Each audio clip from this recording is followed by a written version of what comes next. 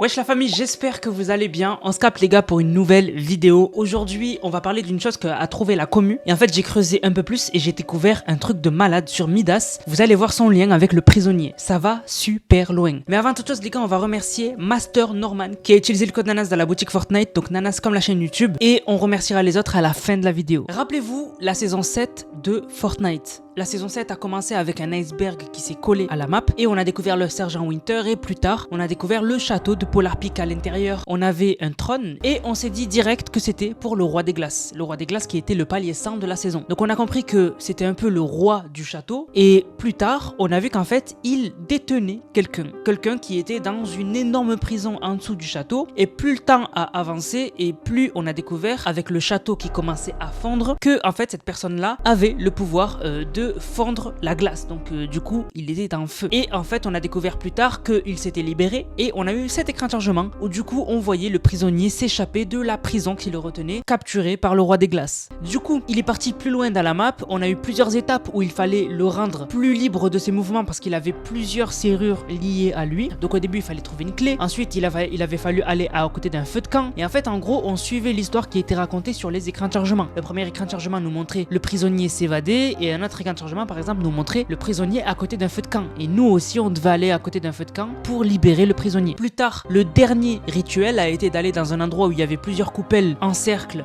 qui s'allumaient et qui déverrouillaient complètement le prisonnier. Donc en fait il y avait eu abstraction des pouvoirs du roi du feu. En fait le prisonnier avait à cause du roi des glaces perdu ses pouvoirs et toutes ces étapes là que je viens de vous citer ont permis de récupérer le pouvoir du feu du prisonnier. Une fois qu'il a récupéré ses pouvoirs, en saison 8, il s'est logé dans le volcan. Il y a eu un biome complètement à lui et d'ailleurs le volcan est entré en éruption plus tard, mais du coup le roi du feu a pris le contrôle du volcan et il était à pleine puissance. Et le truc c'est que après la saison 8, on n'entendra plus parler de lui parce qu'après ça va partir sur la saison du futur, etc. Mais donc du coup, maintenant parlons de Midas. Midas, comme vous le savez, est de retour et il y a un parallèle de malade avec le prisonnier. Et c'est ça qu'a découvert la commu, c'est qu'en fait la commu a découvert que si on analyse cette saison, il se passe exactement ce qui s'est passé avec le prisonnier. On a Hadès qui est arrivé sur l'île, donc il est dans son château sur son trône. D'ailleurs on peut remarquer que si on compare l'écran de chargement du roi des glaces assis sur son trône et la manière dont Hadès apparaît sur son trône pendant que on le défie, ça ressemble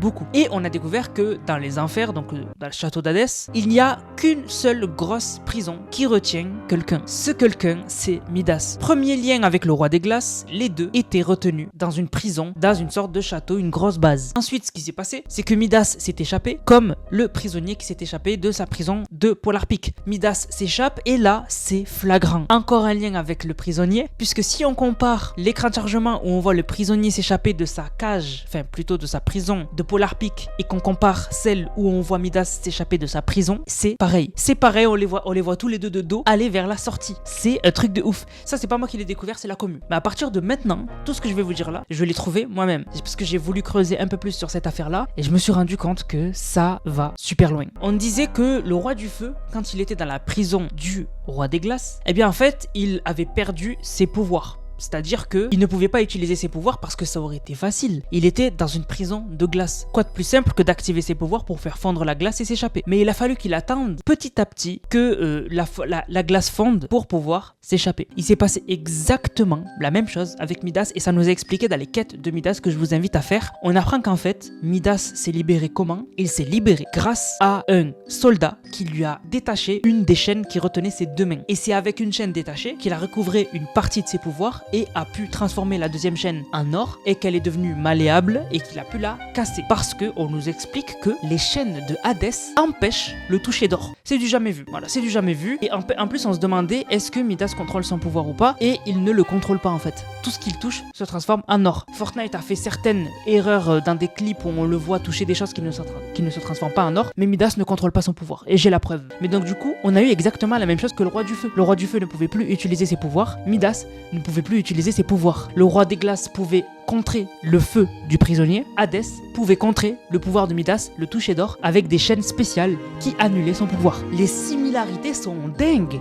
Si on s'arrête là, on parle de deux prisonniers très importants dans l'histoire qui étaient retenus les deux par des rois. Les deux avaient leur pouvoir annulé. Les deux ont eu le même écran de chargement où ils se libèrent. C'est pas la seule chose, ça s'arrête pas là. Un autre lien du coup avec les deux, c'est que vous l'avez vu, Midas s'est échappé. Il y a un problème avec ses pouvoirs. En fait, Midas, c'est un pouvoir, il le maîtrise pas. Et en fait, ce qui va se passer quand on aura les quêtes de Julie, je sais pas si elles sont déjà dispo dans le jeu, mais en fait, Julie va faire des gants spéciales pour Midas. C'est-à-dire qu'en fait, les gants empêcheront Midas d'activer son pouvoir sans faire exprès. Et donc du coup, il pourra toucher des trucs sans les changer en or. Et quand il enlèvera les gants, quand il touchera des choses, ils se transformeront en or. Donc le prisonnier avait des problèmes avec ses pouvoirs. Et du coup, il a réparé ses pouvoirs en faisant des rituels après qu'on l'ait libéré. Midas, il y a des quêtes qui permettent de régler les problèmes avec ses pouvoirs lui aussi. Mais le plus gros truc, et j'ai vu personne en parler, c'est une dinguerie. Je vous ai dit tout à l'heure que quand le roi du feu a récupéré ses pouvoirs entièrement, il s'est logé au volcan et en saison 8, le volcan était un nouveau POI qui appartenait au roi du feu. Vous l'avez vu ça. Je vous ai caché quelque chose. En saison 8, quand le roi du feu avait ses pouvoirs au max et qu'il était au volcan, 2 mises à jour après le début de la saison 8, quand il était au max, il y a eu la toute première arrivée du mode de Floris Lava. Le mode de Floris Lava a été ajouté dans la mise à jour 8.20, la deuxième mise à jour de la saison 8. Midas s'est libéré, il a fait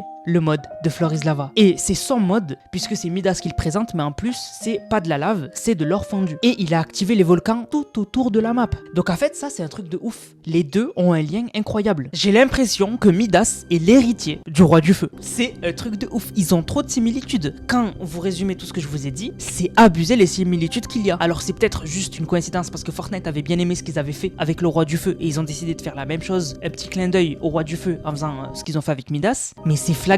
Tout ce que je vous ai dit là, c'est abusé. Si on résume, les deux étaient emprisonnés dans une grosse prison, dans une grosse ville. Les deux se sont libérés et ont eu le même écran de chargement lorsqu'ils se sont libérés. Le prisonnier de dos, Midas de dos. Quand ils se sont libérés, les deux ont eu des problèmes avec leur pouvoir. Le prisonnier n'avait plus ses pouvoirs et a dû faire des rituels. Midas doit régler les problèmes de son pouvoir qui s'active tout seul. Quatrième lien, bon c'est un peu dans le désordre, mais chacun avait un ennemi qui était le counter parfait de leur pouvoir. Le roi des glaces pour le roi du feu, Hadès pour Midas. Et en 5, les deux ont provoqué l'arrivée du mode de jeu de Floris Lava. Le roi du feu qui l'a provoqué, Midas qui l'a provoqué. Donc du coup c'est énorme le parallèle et vraiment je suis content d'avoir découvert tout ça, mais moi ce qui me dérange c'est que je vous ai pas parlé d'une chose qui est un peu triste, c'est que je vous l'ai dit tout à l'heure, mais le prisonnier après la saison 8, on en a plus entendu parler. Si, dans les comics mais vite c'était pas intéressant. Midas, on risque de ne plus en entendre parler après cette saison. Et c'est dommage parce que Midas est un personnage incroyable, mais il a l'air de vouloir s'échapper de la map, même si c'est impossible. Il se peut que Fortnite fasse entorse à la règle et fasse en sorte qu'il s'échappe avec son équipe, TNT Tina, Brutus, etc. On verra, on va suivre cette histoire de près, mais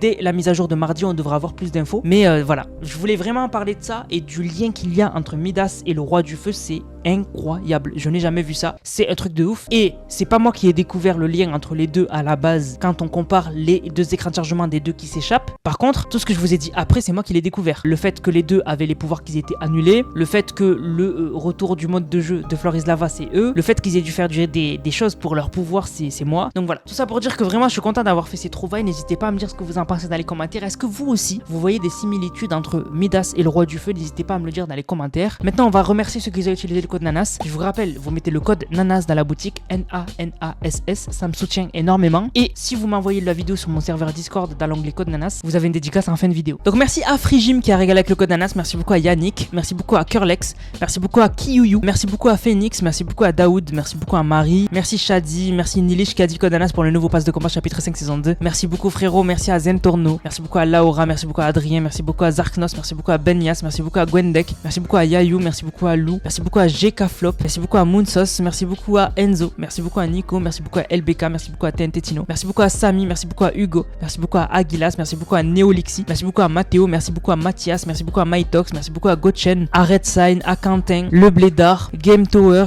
Le Ced, Flick Solo, merci beaucoup à Yanuto, ADM qui me dit Konanas pour le roi de la théorie, merci beaucoup frérot, merci à Alex qui régale, merci beaucoup à Jean, le Trollface, merci beaucoup à Mugiwara, merci beaucoup à Evan le Noob, merci beaucoup à Sonic, merci beaucoup à Diablo, merci beaucoup à Masters, merci beaucoup à Sirai, merci beaucoup à Astro, merci beaucoup à Kiyuyu et merci beaucoup à Ayox qui régale avec le code Nanas qui dit que le code du GOT qu'on n'oubliera jamais. Sur ce la famille, j'espère que la vidéo vous a plu. Si c'est le cas, n'hésitez surtout pas à liker, commenter, partager. On se capte les gars pour une prochaine vidéo. C'était Nanas, prenez soin de vous. Bang, bang, bang.